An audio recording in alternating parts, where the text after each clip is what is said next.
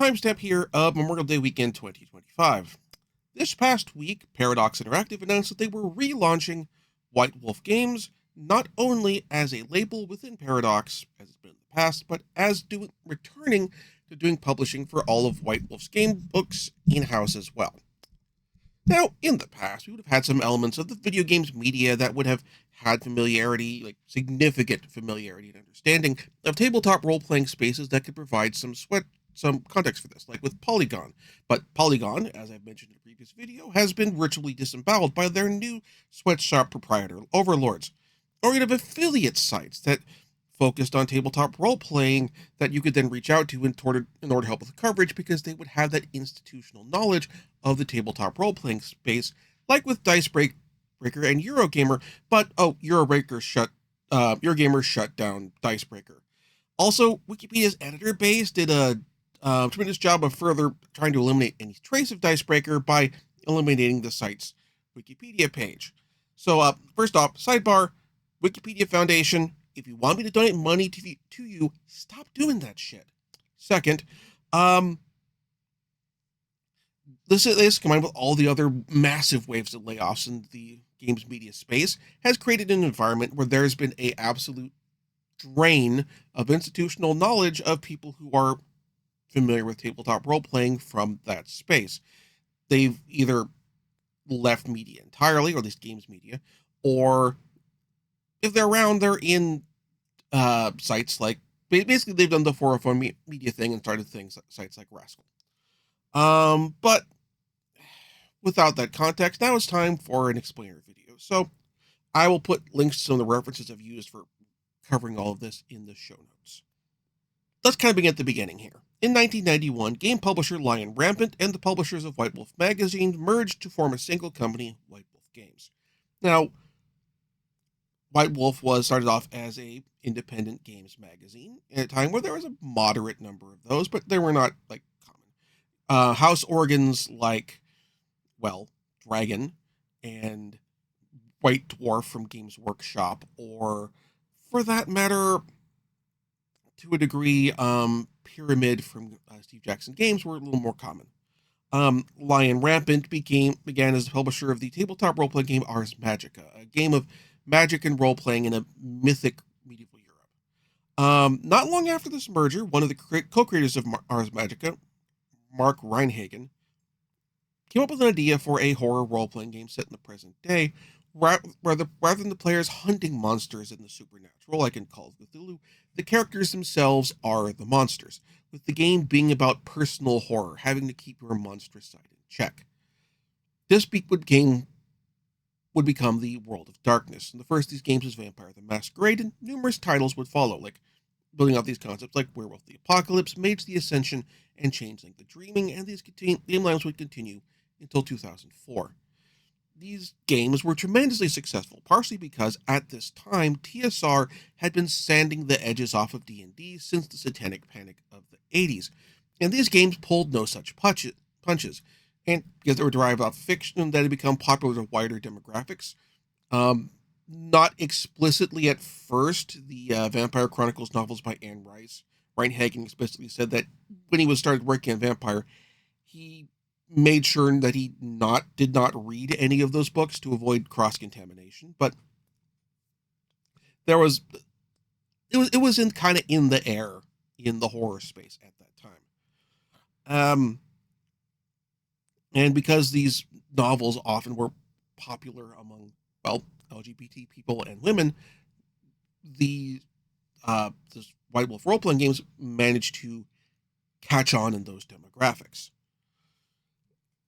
Also, it helped that, like, while women and LGBT people had been part of role-playing since the beginning, some of the elements of both the writing and the art of heroic fantasy fiction in the past had kind of an off-putting effect in terms of how they fit into Dungeons and Dragons, the cheesecakey art, that sort of thing, and along with some of the attitudes of the people who were not necessarily put off by the chainmail bikini art, which carried over to the perceptions of people who played those games. over time, there has been a reassessment of that, like not necessarily a reclaiming of it, but nowadays, you have, for example, authors like Gail Simone um, write, who had a very excellent run on Red Sonja based on her particular interest in that character, that sword and sorcery style with female protagonists, and with acceptance and even degree embracing the some of the elements of the Cheesecake arc. Now, each of these game lines of White Wolf had created, um, in addition to the general horror related to the games themselves, had a larger horror related to various forms of apocalyptic events bringing about the end of the world. Again, this was kind of ambient in the air in the 90s. By 2004, White Wolf decided to pull the trigger on these events across the line, ending the original World of Darkness in an event called the Time of Judgment. Partially, this is due to the meta plot related to these apocalyptic events, just kind of dragging. Like, yes, the end of the world is coming. Really, we mean it this time. To a certain degree, like a sense of like when we were supposed to have the end of the world in 2000, and it didn't happen. And having that, and that made similar sort of apocalyptic plots, impending apocalypse plots in fiction, gave it a bit of to them. Even though, in some of the cases of these games, like for Werewolf, the impending apocalypse was an ecological one, and that the issues fundamentally related to that had not gone away. So, but it's when applied to the line as a whole, it became an issue. So, part of it because those meta plot elements were dragging, part of it also was they wanted to refresh the line for new audiences. And this new refresh of the line, which was known as, well, the New World of Darkness, what they did is they took the factions in game, the clans or werewolf tribes or that sort of thing, and also added a second sublayer based on their philosophies. Something which had come up in some of the elements of original World of Darkness games like Mage and Hunter, but not in what I would consider to be the flagship titles like Vampire and Werewolf. In Vampire and Werewolf, clans were generally divvied up more between the Sabbat and the Camarilla, with Camarilla being the less bad guys and the Sabbat being the very bad guys. And with also the option for the characters of these clans to be anarchs, which are kind of less bad than the less bad guys, to put it that way.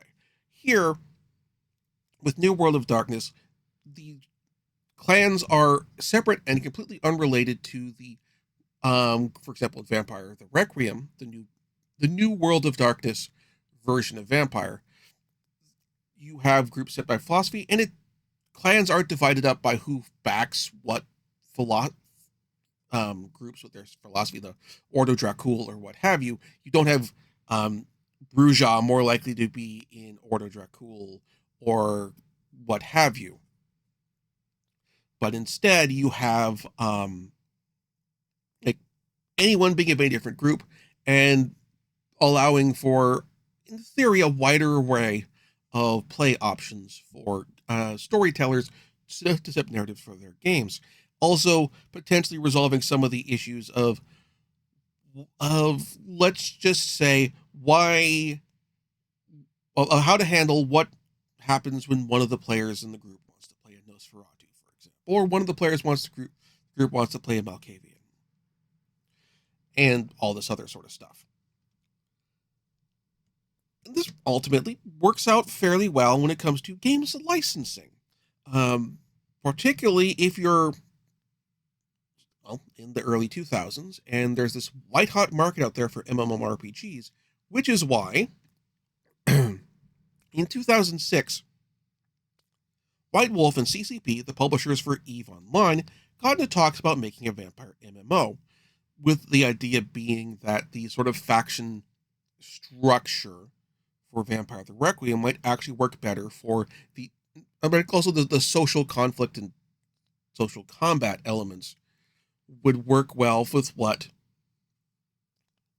how things, I guess, described as the CCP structure that they developed with EVE Online, and trying to translate how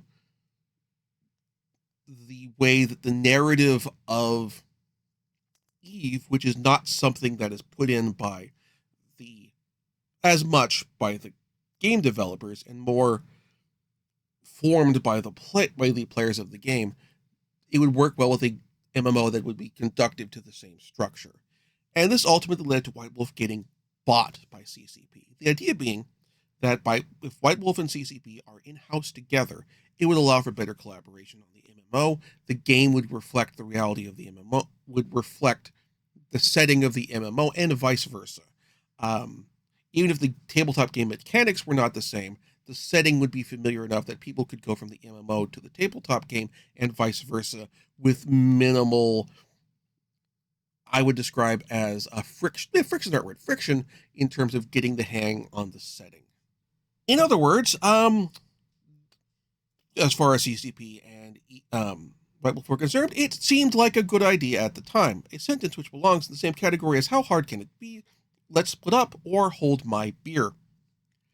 Because the thing is, CCP is a MMO company, not a company that makes print books. There are certainly companies in the video game space that have connections to and backgrounds in print media, music, film, or even tabletop gaming. We'll get to that in a moment. But CCP is not one of them, and in 2011 they shut down White Wolf Games on account of wanting to stick to their core competencies, making video games, particularly considering that at the time they were starting to run into problems with EVE Online regarding some ill-considered design decisions, at least as far as the community was concerned, involving adding gameplay entailing walking around with your human character on foot and selling cosmetics for social spaces in the game.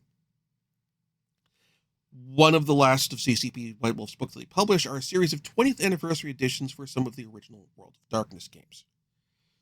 The following year, a whole bunch of now laid off ex-White Wolf staff start Onyx Path Publishing, and they license publication rights to the new World of Darkness and the 20th anniversary original World of Darkness from CCP, along with buying a few of the original White Wolf game lines like Trinity. And Onyx Path continues to support these game lines, which is good because 2 years after this happens, CCP, due to, again, continuing financial difficulties, decides, nope, we are just canceling the Vampire MMO entirely and rolling all that staff into EVE Online because we need them there. Like, we're in those rare cases of we're canceling a game, but we're not actually firing that many people, because one of the reasons we're canceling the game is because our main product is in trouble. And the year after that, CCP does the thing which a lot of companies, when you have a very hot and theoretically prestigious IP, never does, but happens here, they sold it. They sold White Wolf Publishing and all of their remaining associated IPs to Paradox Interactive. Now, at this time, because new books are being published for the anniversary editions of Original World of Darkness, and Paradox is thinking about doing something with Original World of Darkness, Onyx Path decides, under mutual agreement with Paradox, to rebrand the new World of Darkness as the Chronicles of Darkness to avoid general confusion. And consequently, Paradox later announces that they are restarting White Wolf Game Studio. Now, Paradox, unlike CCP, does have some tabletop gaming lineage. They were originally spun off from Swedish tabletop publisher Target Games, where they started out doing computer game versions of some of Target Games' properties.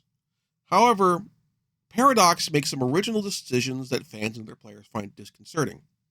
On the bright side, they brought in acclaimed game designer Ken Hite on board to be the lead game designer for this new World of Darkness, which is, you're like, okay, he knows his chops. He's won awards for the games he's designed. He's a person who mechanically can make these work together and deal with some of the problems that the original World of Darkness had in its previous editions, where having vampire characters and werewolf characters and mage characters interact did not necessarily work well from a mechanical standpoint. That's something that Chronicles of Darkness fixed, but still kind of a lingering issue with the original games universe. However, Ken Hite's not the lead storyteller on this. Instead, the person who was brought on board to be in charge of setting the tone of the game's world and the stories that we told within it was a man named Martin Erickson. Now, Martin Erickson's background is in Nordic LARP. And at first I'd say, oh, LARP, that's one of the things I associate with the World of Darkness, with a vampire, is goths LARPing at a rented out National Guard armory or at a Grange or Oddfellows Hall or whatever, and then hanging out afterwards at a Denny's. That's what you associate with, at least in the United States, with vampire. And that's not what Nordic LARP is. Not just in terms of the general structure of the game, but also in the sense of the narrative that's being conveyed. The difference I would make is with a American style LARP, there's a strong sense with these of like there's still some of this with Nordic LARP, but Nordic LARP as well, but in general of playing to see what happens. That oftentimes with your American style LARP, for example, again, vampire, you have an existing structure and group of players that are going to be part of this. Other players will drop in and out depending on availability and that sort of thing. And certainly some of your regulars may not necessarily be available due to life commitments, illness, what have you. And so the structure of the game becomes the storyteller putting together a concept of here is what is the main element of our session for this week or month. And here's the wrinkle that we're introducing. And then the players will react to that and act accordingly, along with forwarding their own plots that they are been working on with the storyteller over the course and other players over the course of weeks, months, years. Long-term campaign play sort of stuff, not too unusual. Probably the storytellers as part of this has like big binders full of notes, like with tabletop storytellers, also can lead to a lot of drama and baggage behind the scenes among members of the groups. That's not Nordic LARP. Nordic LARP, I would describe almost as equivalent to a convention one-shot. Players are often going to be playing pre-designed characters. There's a lot more prep behind the scenes in some respects, where the the storytellers are going to be customizing the space in order to make it fit the story it's going to be presented and the players will be taking part in. It is not rigidly scripted, but it does have significant plot beats that are planned out or narrative structures or that sort of thing at certain times. And consequently, players are just as often, are more often than not going to be provided options of characters to play rather than, okay, I pick up my copy of the Mind's Eye Theater rulebook from my game store, get right up the character on my sheet, go into the, get in touch with the game master, maybe email it to them or talk about it to them on the phone, and then get dressed up and show up at the Oddfellows Hall on Friday night for the game. Different from that. And like part of the goal is the idea of having lingering emotional reactions after the game is concluded, which they refer to as bleed. That's encouraged, and thus that leads to a lot of thought being put into setup beyond the actual event itself, very more time investment, and also to a degree more possibly financial investment in terms of the control of the space, either by renting one or owning it. If you're saying this sounds a bit like Star Wars Galactic Star Cruiser, there have been a lot of ink spilled online about how Nordic LARP principles have informed Disney theme park attractions, and I think that probably Star Wars Galactic Star Cruiser is probably the closest to somebody doing a commercial Nordic LARP experience that you're paying money to attend. Very few Nordic LARPs have that level of production value. You need mouse money for that, but the principle is there. However, I have encountered discussion of Ericsson having issues, allegedly not respecting the bounties of participants in the Fantasy Rand, allegedly putting a claustrophobic participant in the closet and being slow to respond to use of safety words. And this carried over to story decisions in the game setting, and some of the participants who were brought on board, including Karim, I'm going to mispronounce this, Muammar, who was kind of brought on to take Ericsson's big picture sweeping concepts for the Gatewine and translate them to more granular level that a tabletop RPG campaign setting would need. Also, like with Ericsson, a few of the other alarm bells that came in related to this before everything really got started. Ericsson, I don't say he has stolen valor necessarily, but like some of the things that he brought up as things he'd worked on is talking about how he can handle these mature concepts, was organizing a Nordic LARP event based on the premise that all the players were playing LGBT people in New York City during the AIDS, that kind of the peak of the AIDS crisis. And from everything I've read about this, there weren't really any LGBT people in the game. Nobody who was, there weren't particularly any Americans involved in the game, so not American LGBT people. And a lot of the discussion of the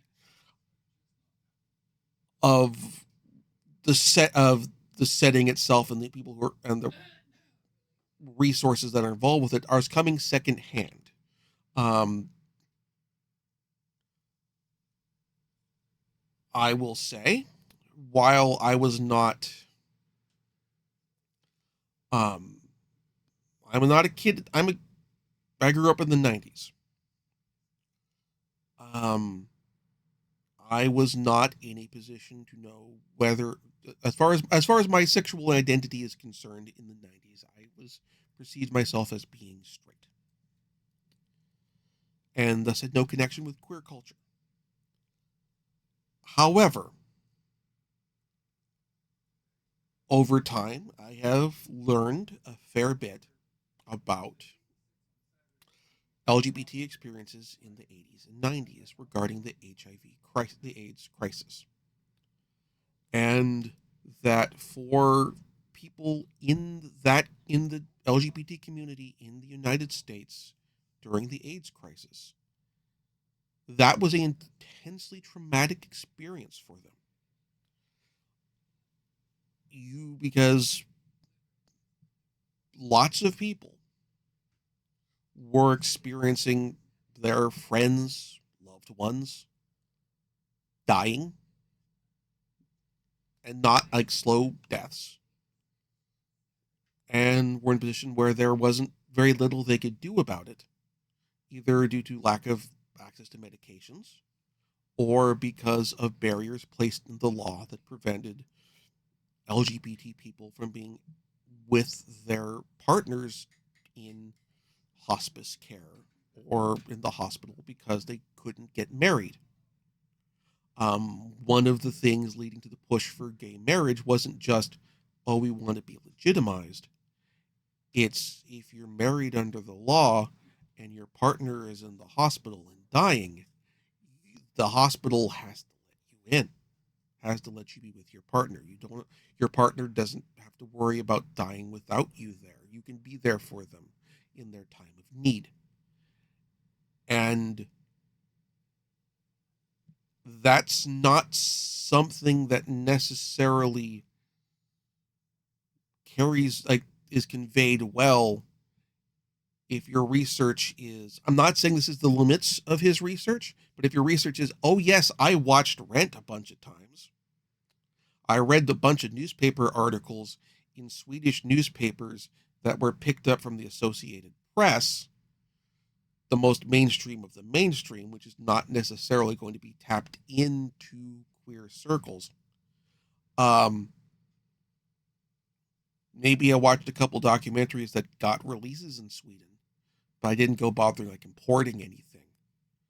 That's, particularly if you're putting this together in a period where importing on all this stuff over the internet is not necessarily as available as feasible, that's not great.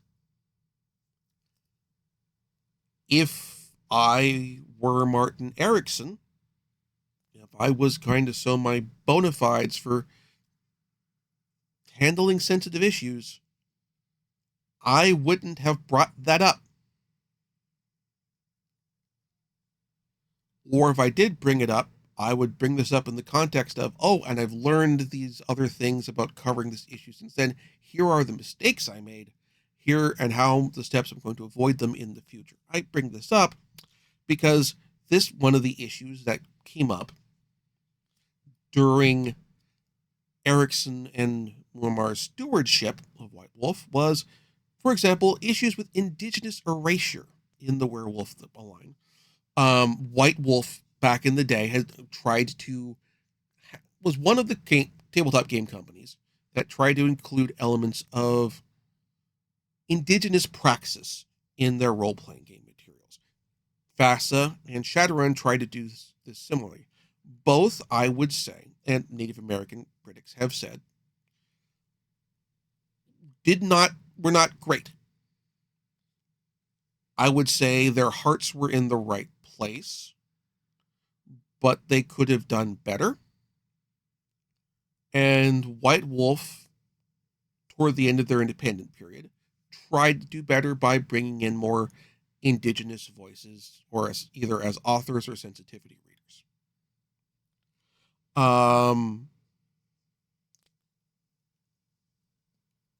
Paradox White Wolf, on the other hand, did not. I will have links, and there are links to all of my sources and my references in the show notes. One of those is a discussion from RPGNet by an indigenous writer who was involved with the process involved with working on the Werewolf line, discussing on how indigenous voices were forced out by Muammar and Erickson from the project. There's also issues like in a pre-gen adventure. For Vampire, one of the characters is a neo-Nazi. And now the concept of the adventure is it's at the end your character gets it's written to end in a wipe, in a TPK.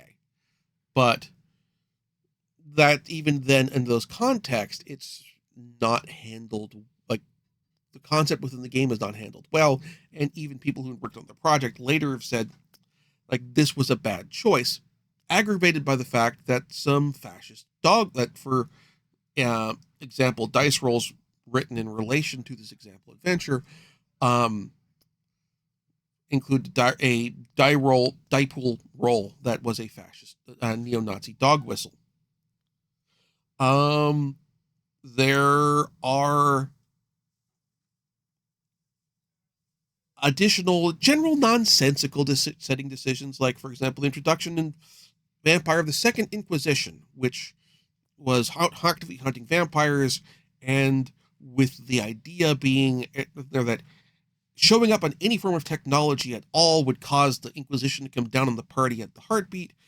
And so even owning a cell phone and computer would render you subject to execution by the Camarilla. Except they moved the setting to the present day.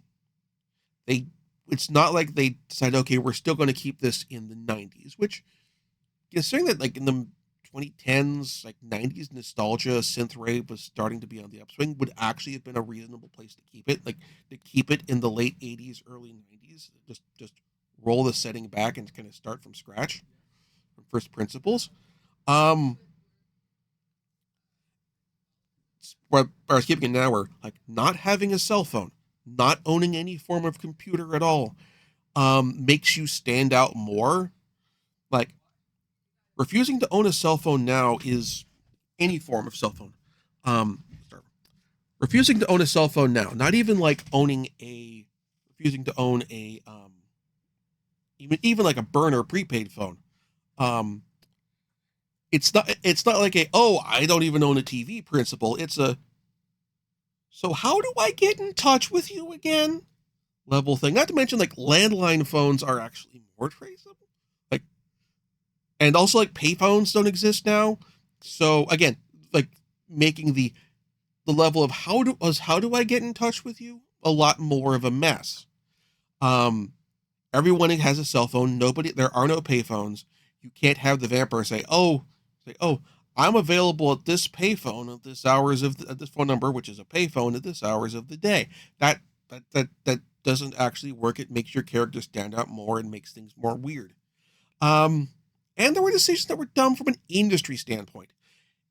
Ericsson wanted to had really focus on. I want to see physical books on store shelves, and what that meant from a publication and industry standpoint is he was very gun shy on PDF and print on demand releases of books. When at this point, White Wolf and other Onyx Path had been working very well with Drive-Thru RPG to handle print on demand and PDF sales for pretty much all of the World of Darkness and Chronicles of Darkness, along with any other of Onyx Path's game lines. And then there's bringing in controversial writer Zack Smith, or Zack Sabbath, as is known by his former pen name, to write promotional games for the line. There is so much on him to unpack that it would take an entire separate video to explain. I've already been gone for 30 minutes just giving background to Paradox's initial ownership of White Wolf and why they shut them, and building up to why they ended up shutting it down. I would have to spend like another 45 minutes to an hour just dealing with him. So I'll send a link to a few relevant resources in the description of the article. Description of this video, I should say, in the reference material. But to finally put some whipped cream on top of this disaster Sunday, there was the fiasco around the Camarilla source book.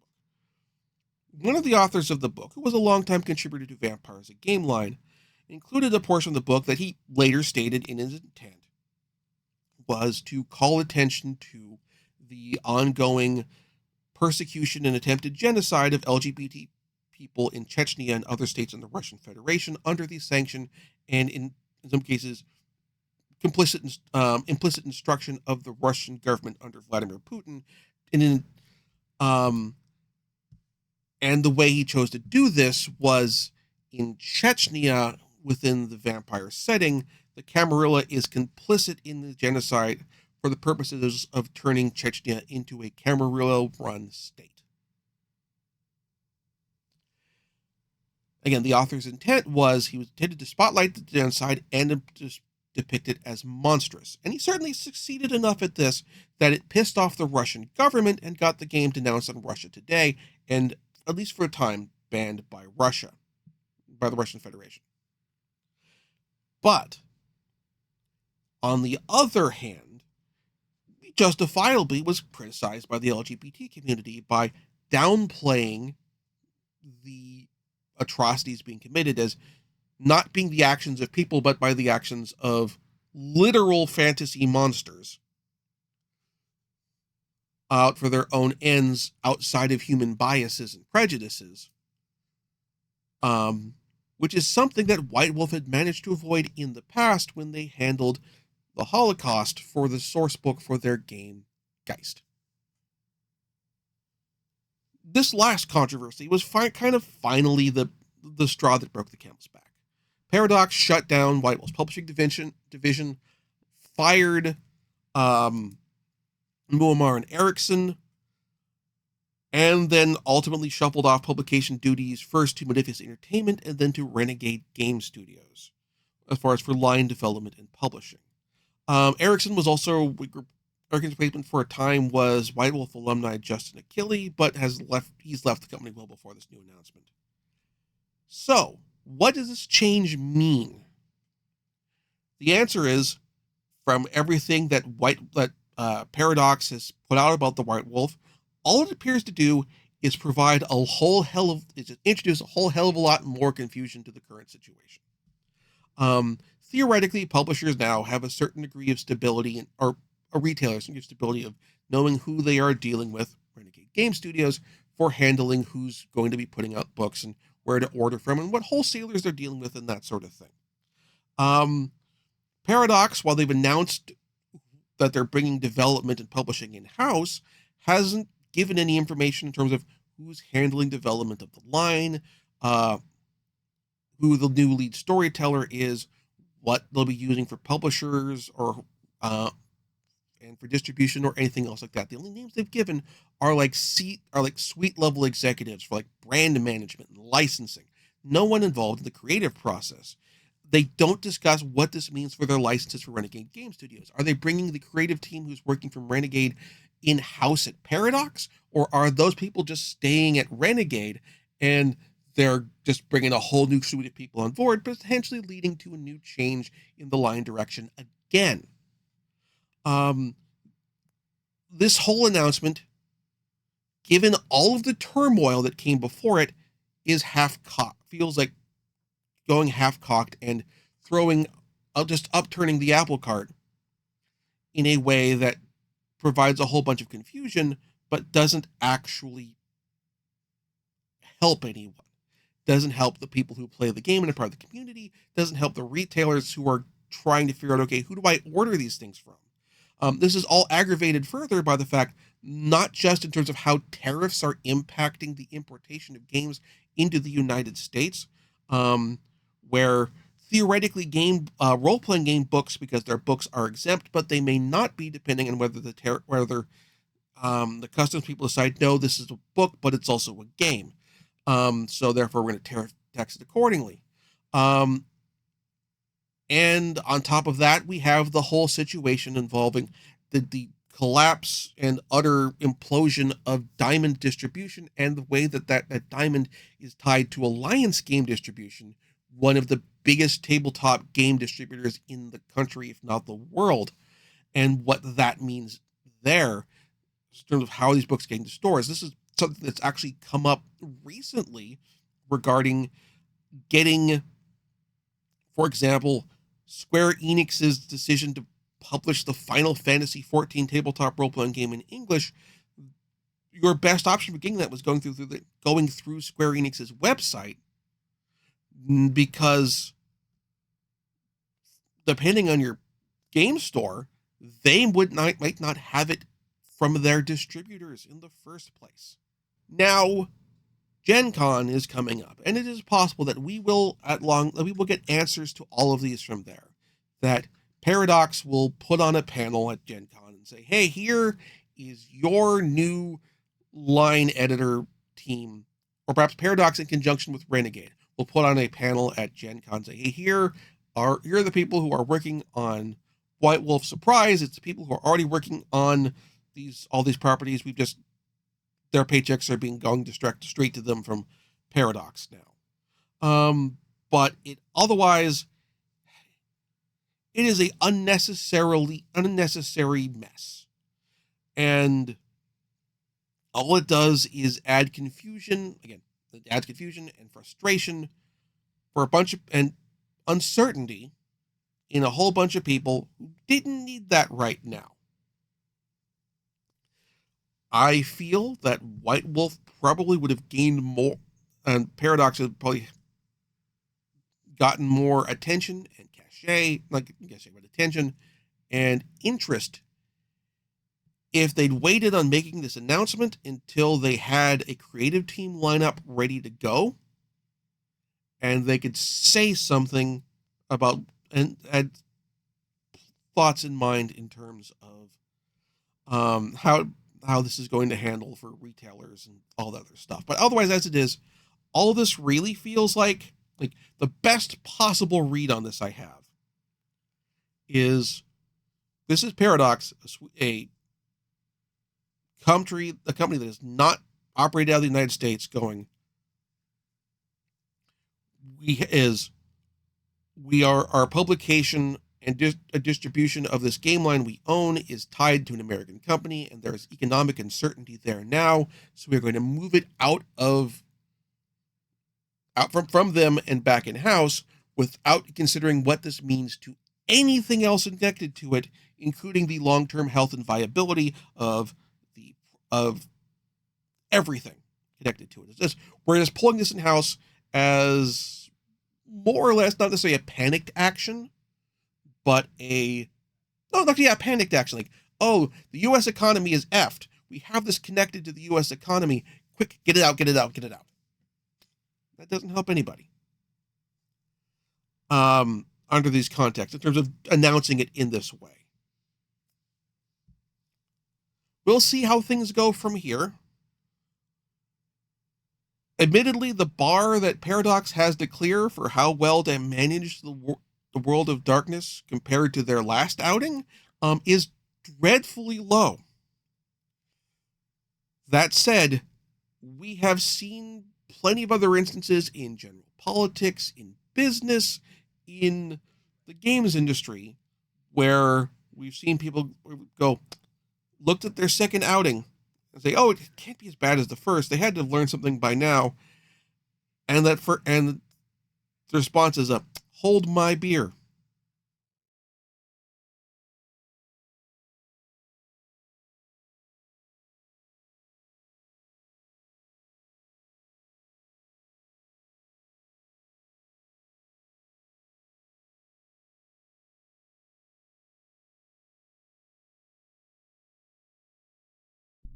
Thank you very much for watching. If you enjoyed the show, please like and subscribe. And also consider backing my Patreon. Patreon backers get episodes up to 1 week early of this show and any future Let's Plays. Also, please consider backing my Ko-fi. Tossing me a few bucks also helps support the show, and it's not a monthly obligation or anything like that.